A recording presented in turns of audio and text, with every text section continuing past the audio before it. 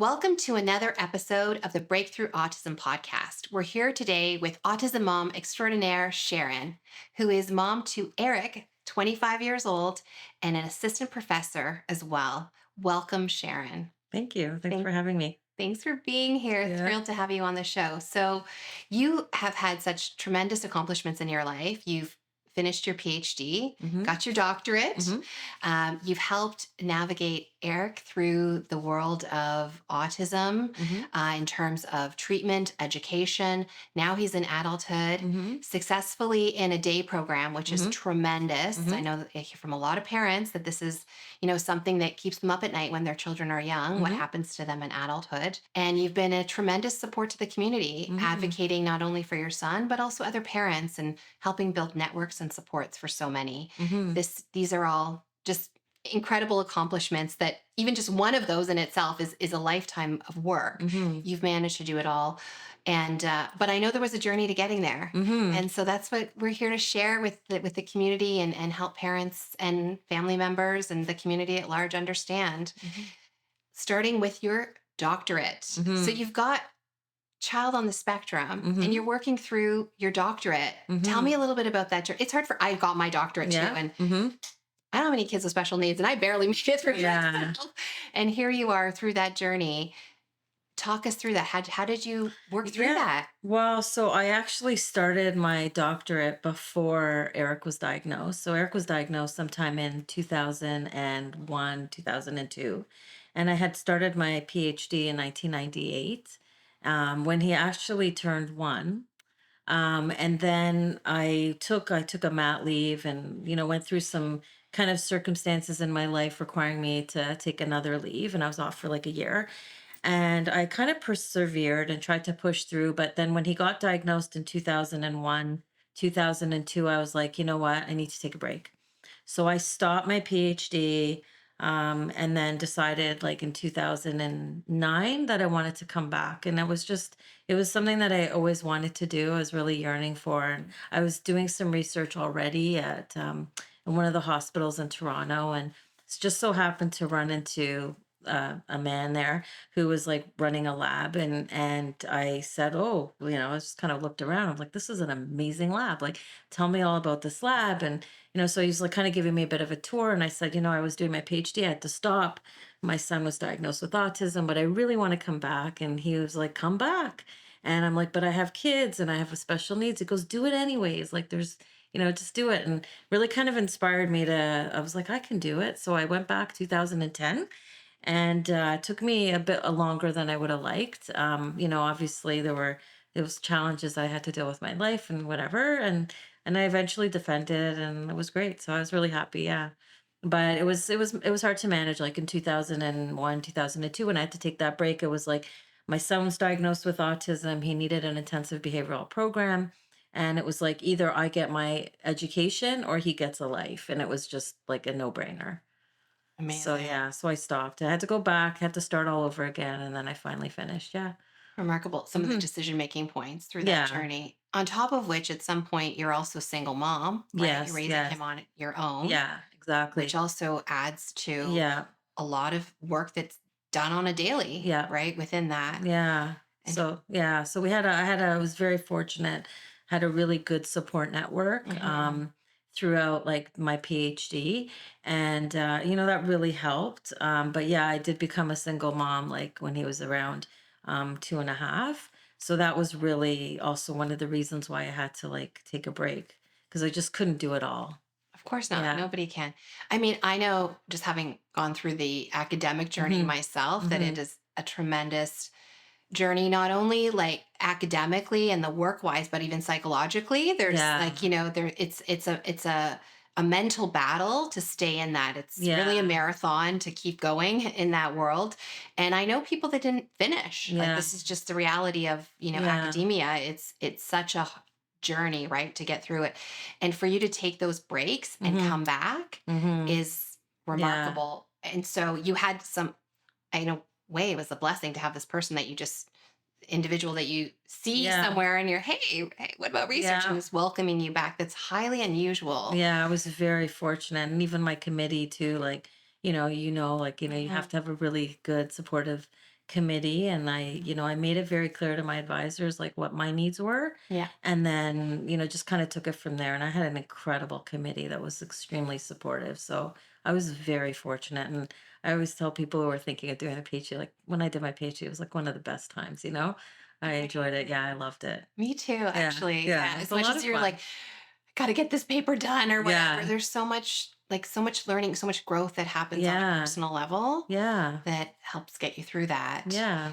What were some of the other things that help push you through even, like, those breaks? It's not unusual if people take breaks, it's Mhm. very hard for them to come back. Yeah. It's unusual to actually come back, Mhm. after some of those breaks. What helped push you through getting back into it? Getting the because once you lose the momentum, Yeah. it's hard to Well, I was get it working in going. an environment where like a lot of people around me had a PhD, and I Mm, saw the journey that they went through, and I think it was just what I wanted to do. So really being motivated, that was like my motivation. Is like I want to get it done. I want to go through the process. I kind of know what I want to do with my career, and this is the way that I'm going to need to do it to get there.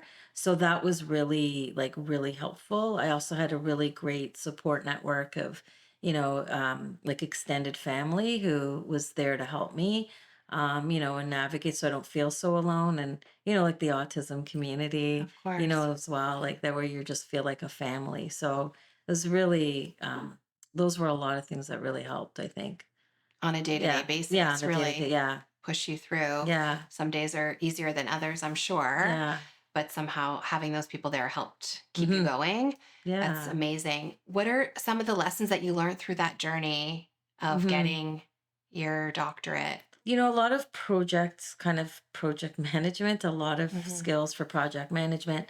Not to say that I like managed, like, I did manage several projects to get it to that point, but also learning how to navigate your way through, challenging Mhm. situations, and you think differently too. Like it just teaches you of a new way of thinking and looking at things. Yeah. I think like taking a step back and looking at the big picture, and also being very critical of your own work, and but from an objective perspective where you're not like just basically everything is what it is. It's like not like whatever I say is not what it is, or whatever I read is not what it is, but looking at it from a more of a critical lens. So those kinds of things, just not taking things for granted. Amazing. As you're Yeah. saying all this, I'm thinking those are all skills that are really useful in the autism community Yes, too, right? exactly. Like they Yeah. don't just stay in the academic world, Yeah. they transfer over Mhm. for sure. Yeah. Critical thinking skills, that community of supports, Challenging. challenging, Challenging the status quo. challenging the status Yeah. quo. Absolutely. Yeah. So, parallel to this, Mhm. you're raising this young boy who's now a young man, Yeah, exactly. on the spectrum. Mhm. What were some of the lessons as he like so you're simultaneously studying, working towards your doctorate, and you've Mhm. and you've got your son Eric. Mhm. Some of the lessons that were learned along that journey as they, kind Mhm. of went together to parallel paths there. Yeah. So I mean, I think back, and one of the things that kind of became very apparent to me, and it happens like in anybody who's working too in their work life, or their career life, whatever it is, that you have that sort of network of support that's so important. So Hmm. really trying to like access that network of support, and leaning on them. Like if you don't know what to do, you go to them, or you may ask other people. The other thing is like challenging. So, not necessarily accepting what is because it is what it is, but kind of saying what could be better, Yeah. and challenging things to make things better. So, my main focus is, raising my children to be, good people, and, healthy young adults kind of Mhm. thing. So just trying to make sure that, he got to that, both my kids got to that place, but, also making sure that Eric got to be the best person that he could be. So just kind of, even the work that I was doing for myself, making sure that I could be the best that I could be, but also making sure that he could be the best he could be, and providing him with the supports and that he needed to kind of get to the best place that he could be. Yeah. Absolutely. What would that look like for Eric? So you're trying to get him.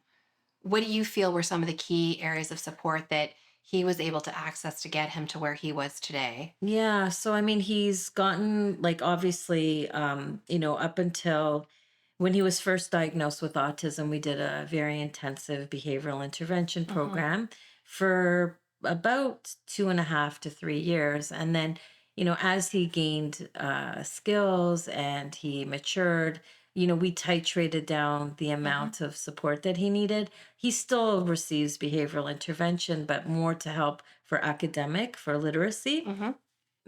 trying to make sure that he would learn the skills that he needs to be the best that he could possibly be to learn further, like, so to kind of gain the skills. Also, like making sure that he was surrounded by people who like would support him and want to be with him, like value him as a person, not just, oh, we're supporting Eric, but, value him as a person, having kind of the people around him to help him do that. Family is very important. He had he's great, great, like, set of grandparents that were around to support him, being his extended family and, Hmm. being the sort of the family, like beyond the parents. So those were important too. Yeah. Amazing, Hmm. amazing. So, for those that don't know that may be watching, Yeah. intensive behavioral intervention is Right. what we called, or IBI for Mhm. short, is what we Right. called intensive or comprehensive ABA. Yeah. Many years ago, it's evolved within the province. Now, people will call it ABA or comprehensive ABA, but it Mhm. is the more intensive form that allows kids to learn a number of different skills at the same time. Yep. And Eric was very fortunate to be a part of that. Yeah. But it extends, I think, like what you said about just it's beyond the technical skills, and the technical application is important, Mhm. but also who surrounds Eric in his life, right? Mhm. Values him as a person, Right, right? It's exactly, that yeah. it's that connection piece Yeah. that And like really makes a difference too. yeah, and like being able to work with people who kind of understand that and will work with you as a family member to help your child achieve, skills or goals that are meaningful to him. So, not like doing silly things like teaching him the planets of the solar system if he's not interested in becoming an astronaut. Like Very those kinds good. of things, Yes. but maybe teaching him how to order food at McDonald's because he loves going there. Like those kinds of Yes. things. So, and being able to listen to families like is really important. So, I was really fortunate to have that sort of one of the things for me was like literacy, being able for him to be able to Mhm. like read or like access things on, well, by that when he was younger it was different, but the internet and stuff. So Yeah, and it's yeah. evolved Yeah, since, exactly. but Yeah. that's so important. It's one of the things that I really am very passionate about Mhm. is how the family is an integral part of the Mhm. team, and that we all work together. Yeah. I like to say, like, I'm an expert in ABA, fine, Yeah. that's where my practice comes from, but you're an expert in your child, right? Yeah, Or if the exactly. child's able to say, or the adult's able to say, they're also an expert in themselves. Yeah. And together, that's what should converge to Yeah. make, meaningful differences for the child, for the family, for everybody. We can't assume, we don't know Yeah. until we have the conversations we learn from families. I Exactly. love the example of the astronaut because, Yeah. Sharon, sometimes I think of you, you're like Yeah. one of you're the OG of all of this, and Yeah. especially in the province of Right. Ontario with autism. You're Mhm. one of the originals whose kids were diagnosed much earlier in the journey of all of what's Yeah. unfolded in Ontario. Yeah. And things have changed, right? We've progressed since then, right? Hopefully, and Mhm. it will continue to evolve. But some of the things early on, we learned about, like, what should we be teaching, what Mhm. matters, Right. what matters to Eric, what matters to you, to your family. These are things, Right. questions that we should be asking. Yeah. Looking back, what were some of the key things that you thought were really important? Now, hindsight, Oh were yeah. really important for Eric and your family in terms Mhm. of learning. Yeah, I mean, like one of the first program is like sit and attend, Hmm. because he wouldn't sit and attend. Yeah. And, it's kind of like having a child where it's like, Eric, look at me, Eric, or, and then it'd be like, oh, there's a bird, or something like Yeah. that. So just that was like the basic first sit and attend. And then being able to ask for things. And, there's a story that like I sometimes share when I talk about like how, excuse me, like how the changes that I saw in my son. And he never really asked like a WH question before. I don't know if I ever told you the story, but he never No. asked the WH question before he started ABA. And we were going through, we were going to a center doing the training for the first week, mornings kind of thing.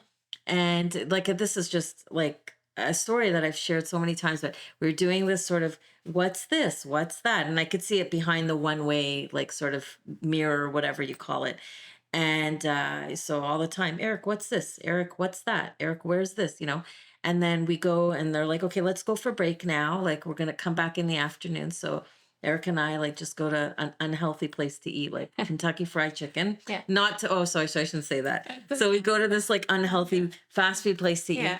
And we're standing in line. And now Eric is like around 4, I think, at this point. And it's January. Like I remember this, so well. Maybe, Mhm. maybe not. Maybe it's like later on, closer to spring. And we're standing there. He never asked me a WH question before.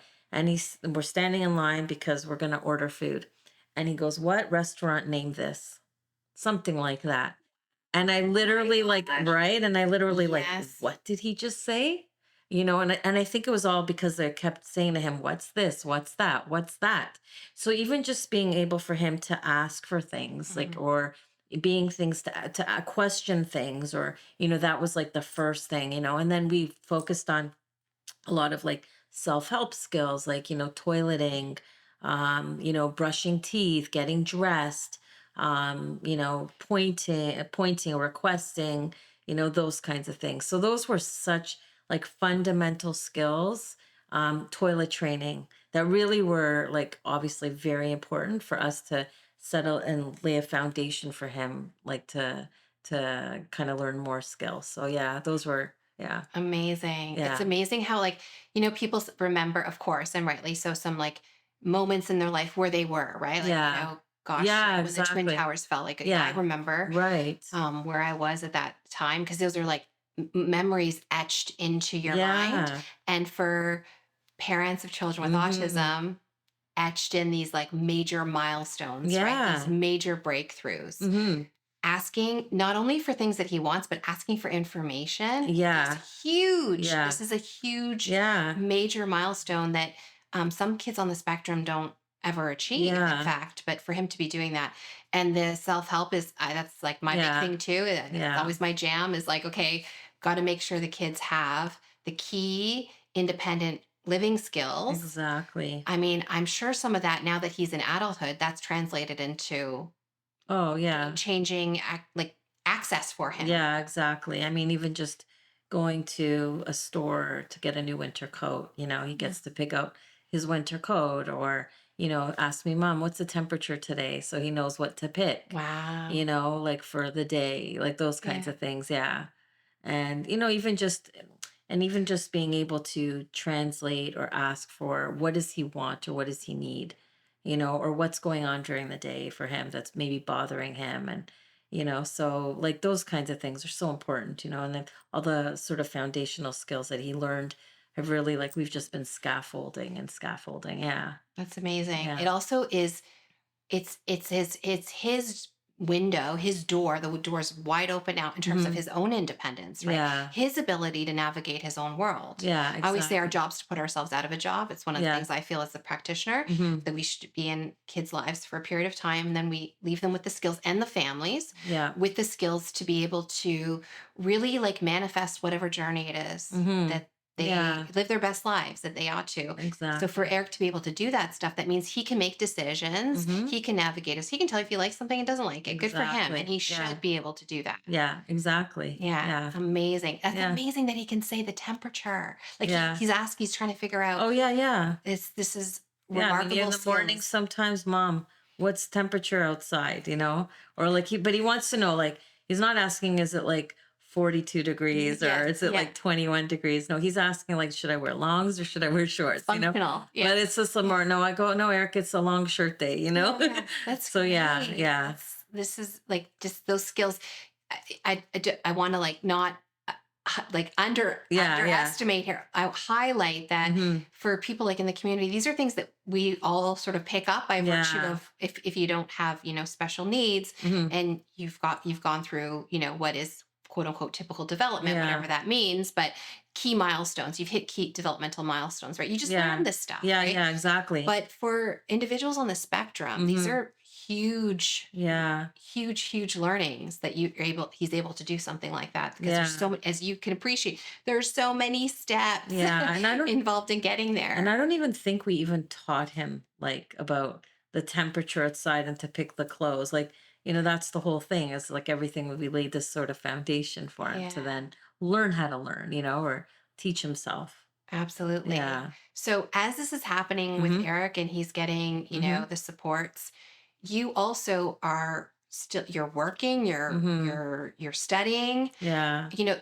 I hear from a lot of families that and every family has their own journey, but there Mhm. are often, not always, but moms, sometimes Mhm. dads too, that will leave employment, right? Yeah. And you took some breaks too, but Mhm. they're and they have to make those critical choices Mhm. and something inside you kept driving you to the workplace. Mhm. What did that mean to you? Mm. Yeah. So, I mean, like the most important thing for me, like, I kind of thought about things like, what is my life going to look like in 10 years? Mhm, What's my life going to look like in 20 years?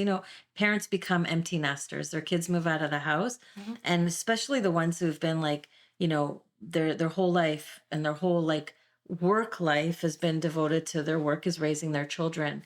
And not to say that I wasn't interested in raising my children, because that was, but I always envisioned what would happen when I'm done my, parenting 0 to 18 or 0 to 24, like intensive kind of. And I always thought, like, what am I going to have at the end of it? And so I wanted to have also my own life. I needed to be able to keep my own sanity in a sense, because I think being a single mom is really challenging. Being a single mom to like one child who may have a disability or has a disability is really challenging. And it's enough to drive you crazy, like in the sense of there's just so much stress. so And much. we just adapt. Our stress levels are just, they're so high. But, the sort of the the way that our lives have evolved has been such a like sort of series of very small like increments of stress that we don't realize that when we're not there that how stressful things are. So like when people would come to my house and they would sit at home and they see sort of the chaos that goes around, they're like, I don't know how you live like this. I'm like, what? This is normal. Like, but it's just been always a very slow, gradual increase in sort of stress level. But I always thought, like, I need to have something to ground me. And my work was grounding. Like, that was something that I had at least a little bit more control over Mhm. that would enable me, like, to kind of go back to and sort of like, okay, like, this is kind of my place. This is for me. And I have way more control over my life that way. So that was also like a real driver. Like I always kind of felt like I needed something to be like constant and stable. Even though, it's Yeah. not necessarily you're gonna have a constant stable job, but at least it's something that I have control over. That was your constant. Yeah. And for everybody, it's different. That's not to say I certainly can appreciate some parents making the choice of I need to leave the workplace and like that's all Yeah. I can manage. Yeah. But everyone has to honor their path, right? And for Exactly. you, that was really important to you, Mm-hmm. and somehow you navigated that. Yeah. Your point about the stress levels is Mm-hmm. such profound, important point to Mm-hmm. make. I think for people watching the community at large, how it just slowly that baseline Oh increases. I yeah. mean, from like a research standpoint, we've seen different questionnaires. There's the Oh parent yeah. stress index is one, the PSI that measures Yeah. parent stress levels, not just for families on the spectrum but just in general. Any parent Yeah. could take this. And what I've seen, like, just constantly in the research, is Mm-hmm. the ones that come from the families of who have children on the Mm-hmm. spectrum. It's like off the charts Yeah. stress, right? Yeah. And we ask them, like, oh my goodness, like, how are you doing? How are you Yeah. even, like, Yeah. up and out of bed today? Like, when you Yeah. look at these numbers, it's Right. like off the charts. And like you said, you're what? This is my life. Yeah. This is, you get used to navigating that. Yeah. And you don't really have like a choice. It's just something you do. And, Yeah. it's kind of funny because when service providers, like, they come in and they ask you like questions about, um, how much support do you think you need? Like, what is your stress level? Where are you at from like 0 to 10? It's like there's no 11 or 15. So I've already told you I'm at 9 or 10. Yeah. So, like, do I have to be like dead to access services or something like that? At what level becomes like more important, because, and I think it's just all like we've all adapted, and we've just adapted to the level of stress, and that's just the way it is. So, yeah. What do you want people to know about that? Like in the community, providers, Yeah, funding. Like this has a lot of yeah. So implications. I think, like, I mean, look, I'm a healthcare professional and I go by objective measures Yeah. like all the time, but we always ask about the level of function. Like, how are Yes. you functioning? And I think that, I think service providers need to think about, like, these questions are they're obviously going to reflect the degree of maybe stress or difficulty families are facing, but that's not the only thing. Like, you need to think about function. And you should always think about, like, what is it like to think about what it could be like compared to somebody who wasn't in that situation. Mm. I think that people just need to be more empathetic. I recently had an experience where I was advocating for Eric at a pretty high level. And then I got a summary of my interactions with them, in the sense, because I said to them, listen, you need to put this in writing. I don't remember things verbally anymore to the same degree, and I need to have a document. And I read the document, and like the words that they used about me were complained, like, you complained. I'm like, no, this is not complaining. This is advocacy. Let's kind of shift our mindset in terms of how we're perceiving families.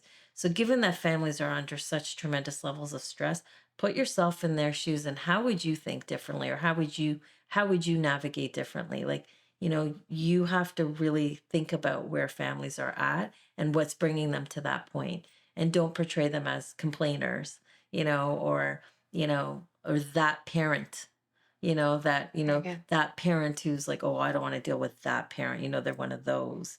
You don't want to, so those are things that I would recommend as, service providers, organizations, people who have positions of power, either politically, non-politically, whatever. Like, think about where families are coming from when they're presenting to you to try to advocate on behalf of their children. Yeah. Very, very good Mm-hmm. thoughts. Having worked like in different facets of the Mm-hmm. autism community, and sometimes when you're on the other side, you see files, right? This Yeah. file, that file, and it's just all these things coming through that sometimes when people are also removed, like it's just, that they're removed from the person, they're removed from the family, Yeah. and taking the time. This takes time, Yeah. to have that level of engagement, to Yeah. understand what is that family's experience, what is that individual's experience, that it's Exactly. beyond, what brought them to that point. Yeah. Because even in order to advocate for your child, this is Mhm. a lot of time, and I'm sure Oh, you would rather be yeah. doing 500 other things, Mhm. and you don't really have time for it. I don't know where you're Mhm. finding time in the day to even Mhm. put together, something to say my child needs X, Y, or Z. Right. This is very resource intensive, Yeah, right? exactly. And I always say, like, and I always try to explain, I said, do you think I want to be on the phone having this hour-long conversation with you to try to get you to understand where I'm at? Yes. And so I always like encourage, when I'm on the phone or whatever, I'm like, the decisions that you are making on behalf of my family or maybe other families have immense, like, sort of implications.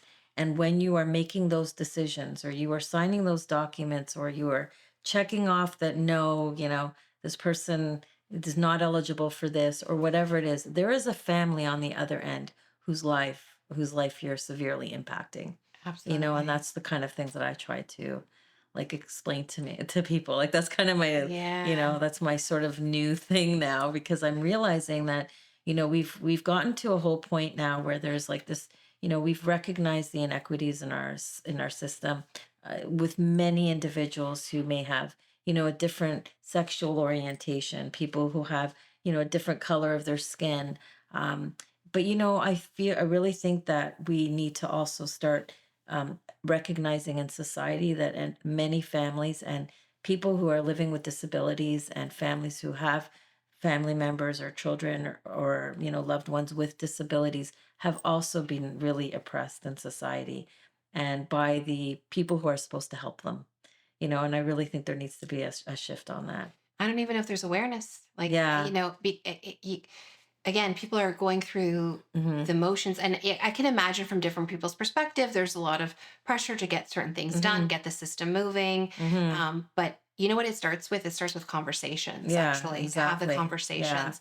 I don't know how anyone's going to understand unless they, have an eye-opening experience to see the other side of all of Exactly. this, Yeah. right? Yeah. And I think that there needs to be like a mindset, a mind shift in terms of thinking about things differently. And it's not to say that other groups who have suffered are any less, but I think that we need to, as a society, recognize what we have done as a society collectively, Mhm. and there have been in this province where they've kind of dismantled segregated living institutions Mhm. kind of thing. That's a step in the right direction. Mhm. But I think that, where we've really had a lot of challenges is trying to, you know, really see how our own actions and our own behaviors have continued to like and I say the word oppress, but it's almost kind of to some degree oppress where they're trying to where people have felt not that they're not being heard, and Mhm. and their lives are not worth as much as someone else's. So I think Yeah. we really need to start having that conversation. Absolutely. Yeah. I mean, some of the history, like even within my field in Hmm. behavior analysis, there were pioneers who demonstrated in the 60s and 70s that individuals didn't need to be institutionalized. This was Hmm. like a terrible time, right, Yeah. in the history of psychology, institutionalization. And there was a lot of efforts from a lot of different healthcare professionals Hmm. and service professionals, social services, whatnot, to show that there's a better path, right? Yeah, We were part of that, exactly. thankfully, showing kids, adults, they can learn, if we give them opportunities to learn. And so thankfully that time came to an end, Yeah, right? exactly. Thankfully. But now what do we do? Yeah, Now we exactly. want to have people in communities. This is very important, right, to Hmm. society. We don't need to have people living in, even if Hmm. they need specialized supports, like what does Yeah. that look like within the Hmm. community? So what do we do now? This is a Yeah. question we really need to ask. We are tasked with that as a society. Yeah. What do we do now? Yeah, and I think just thinking about individuals, a parent, fellow parent once said to me, different but not less. Hmm. And that's what we have to keep in mind. Hmm. Everybody's different, but they're not less, so Absolutely. yeah. So, speaking of other parents, Yeah. you've, over your journey, not Mm-hmm. only have helped Mm-hmm. Eric Mm-hmm. realize his best life, and we'll talk about where he's at with Yeah. his life, Yeah. right? And it's a journey, it's Yeah. ongoing, I'm Mm-hmm. sure. And yourself and navigate and, Mm-hmm. work towards getting the right access to things that you needed for your Mm-hmm. family. You've also helped other families. Mm-hmm. What was that like? What are some of the things that you've experienced with working with other families and helping them? Yeah, I think like, yeah, it's really interesting because I've gotten, over the last like I don't know how many years, like maybe not the last 20, but maybe the last 15 where, and where I used to be involved way more in sort of like advocacy. Mm. I'd have families call me up and asking for help and just trying to really understand the situation and explain to families what their rights are, what their child's rights are, how they can go about, trying to understand like where do they want to be and where are they at now and how are Mhm. they going to get there and what do they need to do to get there, oftentimes just families don't really know what their child like is like, I don't want to use the word entitled because it sounds so bad, but what are their rights there Mhm. and as a family member, or a parent, like what can they ask for? Yeah. I've had experiences where I feel like I've helped families so much in terms of getting the supports that they needed, helping them to navigate, maybe sharing information too, helping families in terms of how to use language to help advocate for their children, whether it's to, like, politicians, whether it's to the school boards, whether it's to other service providers, but just helping families articulate that. Like those Mhm. are things that I, remember helping people with. So, And yeah. being there for them. Yeah, going to Yeah. meetings with them, Yeah. giving them feedback too. Like Yeah. in the meetings that maybe I've seen them, maybe you might want to try this approach. Yeah. And one of the books that I read, like that really was quite inspiring in terms of my own journey was The Seven Habits of Highly Effective People by Stephen Covey. Yeah. I know Yeah. we're not supposed to, No, no, but it's those good. seven Yeah. habits were like things I read. I read a lot of self-help books, after I separated, and this book was on my list, Yeah. and it was like seek first to understand and then be understood. So you need to really understand where people are at and what they're thinking before they can understand what you need to make them understand. So, just helping families realize that these are people that don't know your child. Right. They may not know what it is your child needs. Help them understand how it is that they can help you. And I mean, there's so many like tidbits, I got from sort of reading that book, but those were one of the sort of foundational things that really helped me like help other families. That's such good Hmm. advice for families. Yeah. Because you don't know, right? You're Yeah. starting out in this journey or even throughout the journey, because there's different times that you Hmm. need to, advocate for your child and find out what the options are for your child, get Exactly. access to even existing. Some families don't even know about existing Yeah, resources. It exactly. amazes me how many of them are Yeah. not even aware of that, right? Yeah. But you don't know. You walk into whatever meeting or you apply for whatever you think they know, right, because they're Hmm. working in the field or the industry, Yeah. but yeah, they Yeah. don't. And it's Yeah. parents, I cannot imagine. Hmm. It must be exhausting, but part of it is helping them to understand your Hmm. perspective. This is still good Yeah. advice still to this Yeah, and day. it's good for any like in any life situation, Yeah. right? But that was like one of my first things, and I needed like in my own journey for my son is I first had to understand where people were at in order for me to actually explain the story to them. Right. It's just like they needed to know what I needed to know what their baseline was. Their perspective Yeah, too. What are yeah, they operating under yeah. what system or whatever that might Hmm. be. It's a lot of work. Yeah, A lot of your skills from your doctorate, yeah, keeping yeah, and being so like systematic about it too, yeah, right? Thinking yeah. about it from, okay, step one, this is your first step, this is step two. Exactly. And it's no different like behavior in like in ABA where Yeah, you do like successive approximations to the that's right. target behavior. I'm like, you may not walk out of this meeting like getting your child in a integrated classroom, but this will be like that's just as an Yeah, example, but if you got those people to consider how you can get your child into an integrated classroom, that is already you've moved closer towards that post. So like it's just, those kinds of things and trying to help people understand that too, that you may not come out with what you want 100%, but there are like we will get there. It's just going to take stepwise approximations. amazing. Yeah. It's amazing that, yeah, that's such an important part of I know you're the master Yeah. at that. So Yeah. you've That's okay. accomplished that many times Yeah. in your life and as a mom too. Hmm. I've actually, like, having spoken with a number of people, parents in the Hmm. US as well, Yeah. who have succeeded in tremendous changes there too. We've seen Hmm. changes here, we've seen changes there, and asking them to share some of their journey. And they Hmm. say that too. It Yeah. is, you got to be, it's a stepwise approach. Yeah, exactly. And I wish it didn't, but it does take Yeah. time Yeah. to meet there. And that's all the more reason why I think, parents need the community, whatever that looks like for them, Yeah. Exactly. people to be there like yourself who have been through the journey. And I'm sure that Hmm. means a lot to a lot of families Yeah. to Yeah. have been able to say, Sharon, what happened? How did you get to Yeah. where you are And I always today? say, like, stop, like, okay, stop. Let's take a step back. What's going on? And, who is your child? Where are they at right now? What is Mhm, it that you need? Like, and then, like, what have you done? Those kinds of mhm. things. So, It's yeah. really like a comprehensive analysis of the Yeah. situation, right? Yeah, it's pretty much it. Like, so I've had families where they've called me up and they're obviously in the middle of it. They're in the Yes. middle and they're trying to, but I have to like, I have to kind of do like take a history and Mhm. understand like what's happened before and like what have you done so far. Yeah.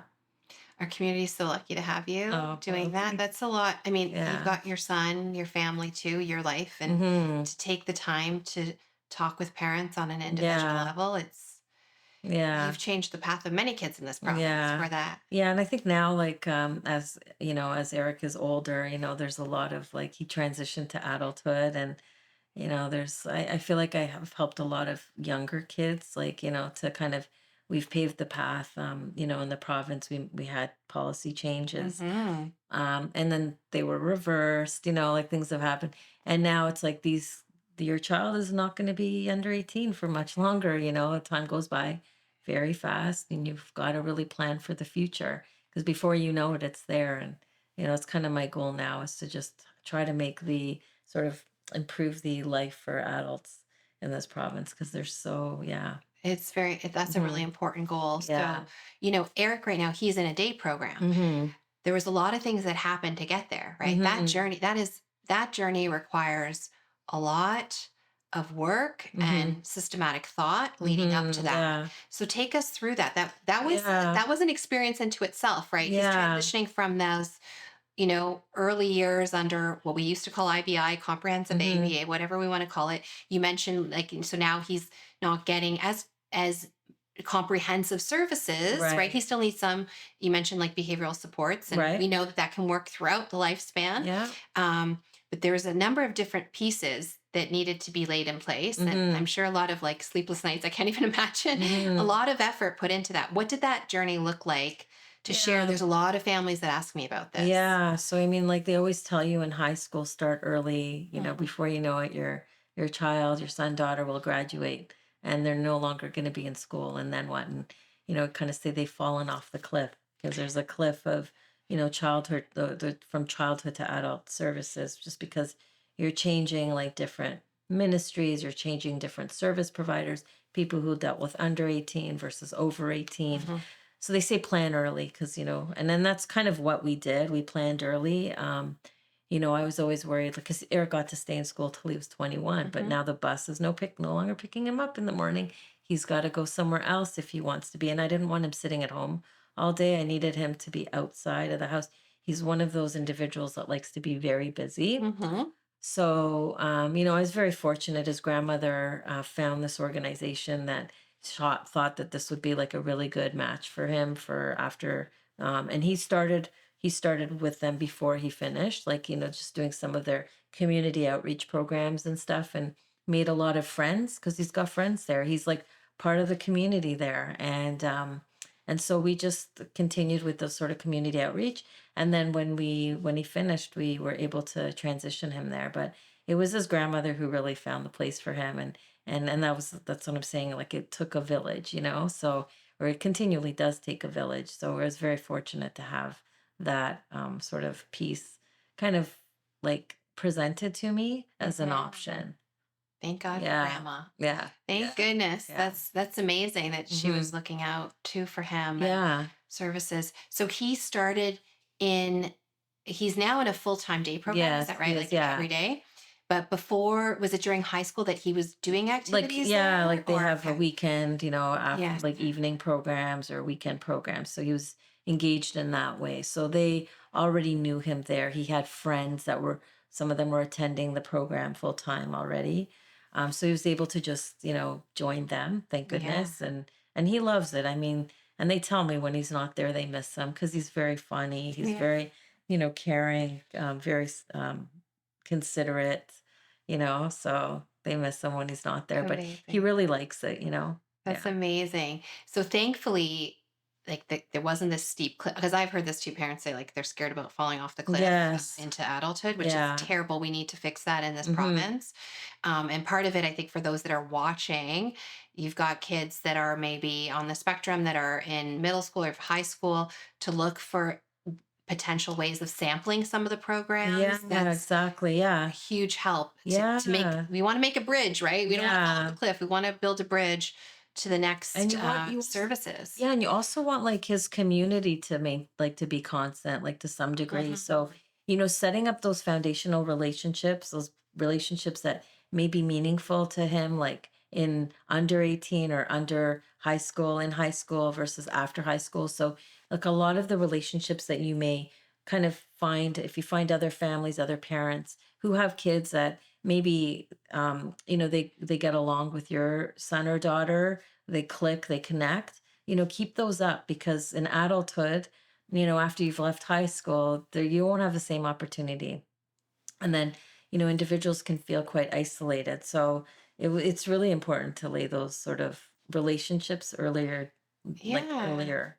Yeah. It's also, I mean, we know like one of the, although it can manifest itself very differently for Hmm. each individual on the spectrum, but the ability to form friendships, to develop the Yeah. relationships, to, cultivate those relationships Yeah. is a significant challenge. Doesn't even matter where you fall on the spectrum. We hear this Exactly. from individuals of all different and abilities on the Hmm. spectrum that this can be a serious challenge. Yeah. So to formulate some of those in high Yeah. school, and Eric was able to do that. Tell me about some Yeah. of his friendships, relationships that he So has. yeah, so it's funny. So he's gone to camp, he Yeah. went to camp, started camp before he left high school.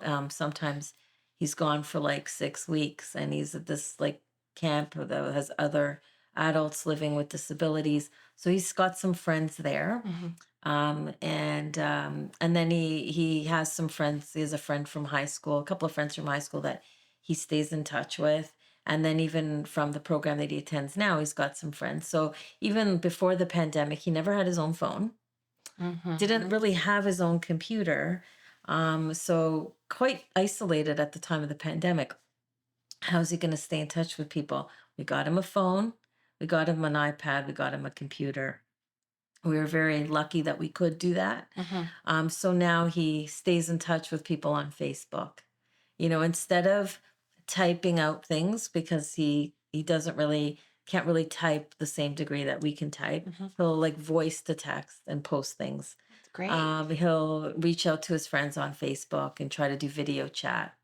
He'll either do that on his phone, he'll do that on his tablet, on his iPad, he'll do that on his computer. But that was like pandemic primarily motivated, but like, not motivated, that's not the right word, but just Out of basically, necessity. yeah, Yeah. because of COVID that he Yeah. couldn't like physically be in touch. So really grew a lot in that respect Yeah. from COVID, like because of COVID. So he does stay in touch with people now on the phone, through like Messenger. Yeah, These that's are right. adult skills, Yeah, right? and To it learn. takes his message. I think there's Yeah. an app somehow on the phone now you can take a text and have it read to you. And so that's enabled on his phone. Amazing. Yeah. Amazing. Yeah. I mean, those are all a whole different set of skills, right? That he Yeah. needed to learn. And Yeah. there's also some safety things, related to Yeah. that. I mean, social media is a whole other thing for Yeah. individuals on the spectrum to learn about, Yeah. right? Like who you should friend and Exact. So his who you got to academic, watch like all postings like and all yeah. the behavioral based academic teaching helped him navigate and type on the phone Yeah. or type on the iPad. But yeah, the we have to be still be very mindful of all the social media and stuff. Yeah. For sure. Yeah. Yeah. I mean, for any kid, but especially on the Hmm. spectrum, there's like little Yeah, nuances, right? exactly. That Like you can't call people 10 times in a row when they're not picking up the phone. That's that's just not appropriate to do at 11 o'clock at night, like right. that kind of thing. Yeah. Yeah. Yeah. He had to learn, or he's maybe learning some of those things Yeah. as he goes, Yeah. right? But the fact that he's at the point where Hmm. he formed relationships, Hmm. right? When he was younger or Yeah. in high school, Yeah. from some friendships, he was able to maintain. Does he still talk? Does he keep in touch with any of his Yeah. Like, so friends? they have, you can hear their conversations, Yeah. sometimes on speaker, Yeah. Yeah. Yeah. I mean, It's to go amazing. Yeah. from high school worrying about, okay, like what's this going to look like after he's 21, which Yeah. a lot of people also don't know that um, individuals with special needs, including autism, there is an option to stay in high school till you're Yeah. 21. Yeah. But that comes sooner than later, Yeah. right? Wondering like what's Exactly. going to happen. He's in the day program, Hmm. thankfully. And he's able to have his friends there Hmm. too, which is Yeah. amazing. These are all It's like like huge buddies, milestones. like just like Yeah. when we go to work and we see our colleagues and we say, "Hi, how's your day? How's your weekend?" That kind of Mhm. thing. That's so great. Yeah. What do you want people to know about Eric? Who is Eric? Oh, he's got a great sense of humor. He's very compassionate. Mhm. He's very considerate. He's very, very outgoing, very, very honest, Mhm. says things that could be perceived as, not sort of there's no filter. Yeah. But it doesn't come off really badly. So, he may comment on somebody who doesn't have hair and go, "You're bald," or, that kind of thing, Yeah. or he'll see somebody who maybe have like, he'll know and recognize that maybe there's like, they don't look happy. And he'll just come up to them and kind of look at their face and try to analyze it and go, "Are you sad?" That kind of thing. So Yeah. he's very like, he really likes to connect with people. He likes to be very busy. He likes to be kept busy. If he's like kind of sitting around, he says, I'm bored. He likes his junk food. He's got his like, things that we shouldn't like that we like, Yeah. like our weaknesses, but yeah, but he's great. Yeah. He's a young And yeah, man. and he sees things very, very differently, like we have these Ericisms that, that we kind of have documented what he's like said, because Mhm. they're just so funny, like the way he sees things, like, like his version on death is graduation from life, you know his Eric. version of like Yeah. a cemetery is a death party. Everybody's here, this is like a cemetery party or a dead party or Yeah. something. It's a Like it's celebration just of life. but he's like, Yeah. that's kind of how he sees the Yeah. world.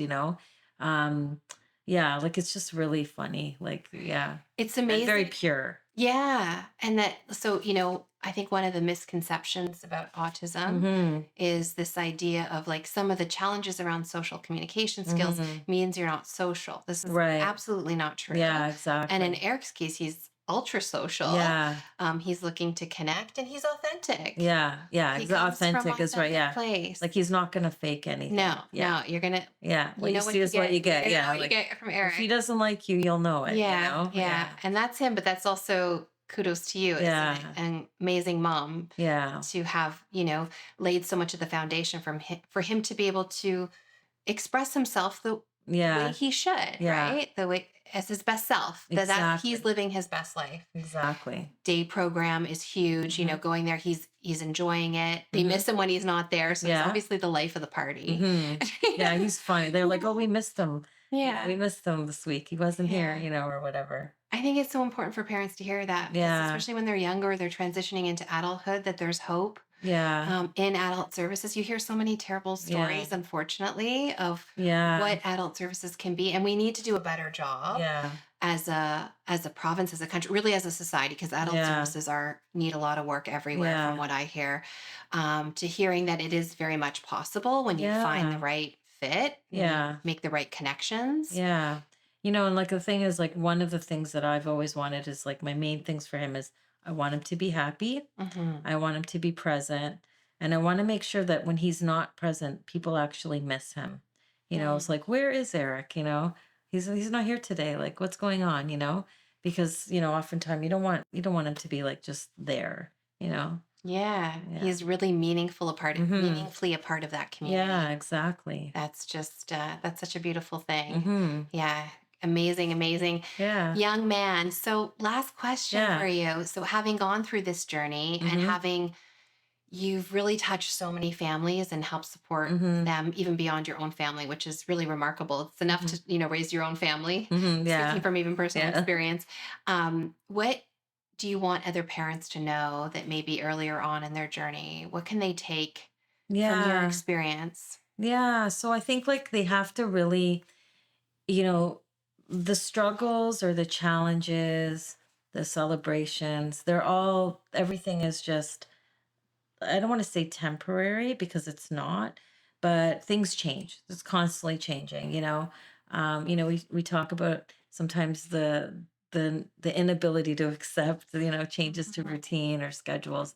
Well, with autism, as our children go through the different life stages, there are changes and different challenges that come up. Don't ever be afraid to reach out to other families that or other parents that have been there, done that, ask them how they've navigated their way. So, that's like one thing.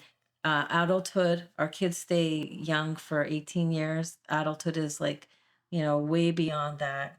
Lay the foundations early if you can, you know, cherish or cultivate the bonds that your child is creating with other people, to lay that strong foundation so that they have that community of support for them.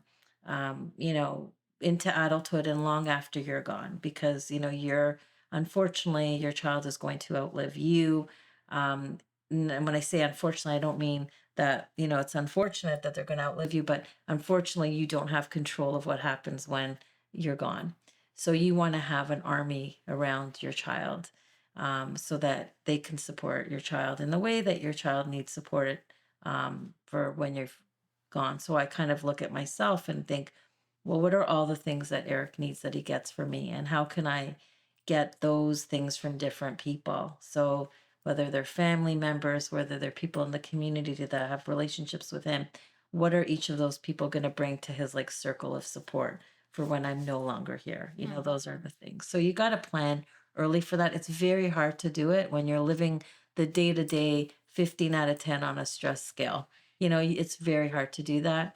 But there's always like kind of light. There's always kind of these sort of, small sort of low hanging fruits that maybe you can try to, capture. Amazing. Yeah. Thank you so much for Yeah. sharing. You know how I feel about you. I think you Yeah. are not only a remarkable super autism mom, Hmm. but even as a professional, your Hmm. accomplishments are accomplishments that take a lifetime on its own. Just doing that is amazing. And you're also a beautiful human Oh, being. thank you so We're much. so lucky to have you in the Oh, thank you. community.